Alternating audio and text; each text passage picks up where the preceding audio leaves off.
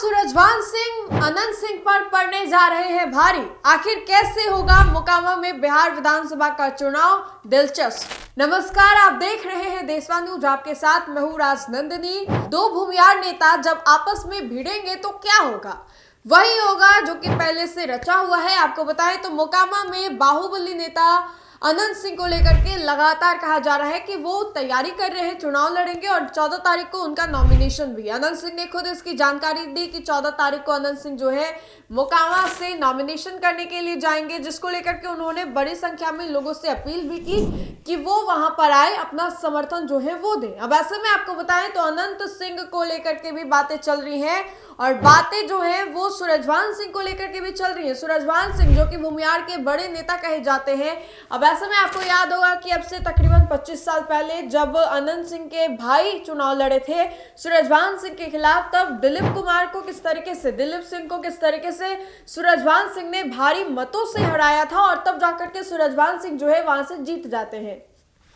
उसके बाद से लगातार अनंत सिंह जो है मन में खुन्नस था कि कैसे भी करके सूरजभान सिंह को हराना है और इस बार ये कहा जा रहा है कि दोनों आमने सामने होंगे। अगर सूरजभान सिंह चुनाव नहीं लड़ते तो उनकी जो पत्नी है वो चुनाव लड़ेंगे या फिर उनके जो बेटे हैं, भाई है, वो चुनाव लड़ेंगे। वैसे में आपको बताएं तो सूरजभान सिंह को लेकर के अटकलबाजियां काफी ज्यादा तेज है और इसी कड़ी में ये कहा जा रहा है कि इस बार दो भूमिहार नेता मोकामा में आमने सामने होंगे और ये कांटे की टक्कर जो है वो मोकामा में बताई जा रही है। आपको बताएं तो बिहार विधानसभा चुनाव को लेकर के गिन चुनकर उंगलियों पर कुछ दिन जो है वो शेष रह गए हैं। मोकामा में इन सभी बातों को लेकर के काफी ज्यादा विवाद भी हो रहा है। कल आरजेडी के भी कई कार्यकर्ता थे जो कि खुले हाथों से स्वागत कर रहे थे सूरजभान सिंह का, कह रहे थे कि सूरजभान सिंह जो है वो आए, उनका स्वागत है। आरजेडी तो चाह रही है कि सूरजभान सिंह आए और आपको बताएं तो आरजेडी वाकई ये चाह रही है, तेजस्वी यादव ये वाकई चाह रहे हैं कि सूरजभान सिंह जो है वो आए और इस बार मोकामा से उनको टिकट दिया जाए। अनंत सिंह को लेकर के किस तरीके से बातें चल रही थी, अनंत सिंह ने एक बड़ा दावा करते हुए कहा कि 3 झोंक अभी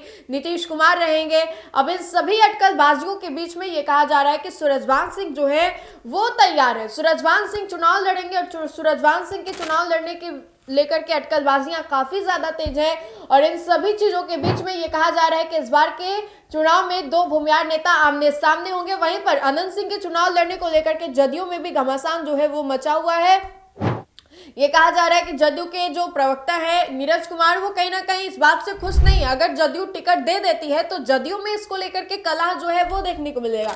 अनंत सिंह को लेकर के कहा जा रहा है कि अनंत सिंह को टिकट जो है वो नहीं देना चाहिए। अनंत सिंह कभी आरजेडी में है तो कभी जदयू में, ये लोगों के द्वारा कहा गया, जदयू के लोग जो है वो ऐसा कह रहे थे। अब इन सभी अटकलबाजियों के बीच में आपको बताएं तो दो भूमिहार नेता इस बार के 25 के चुनाव में आमने सामने होंगे।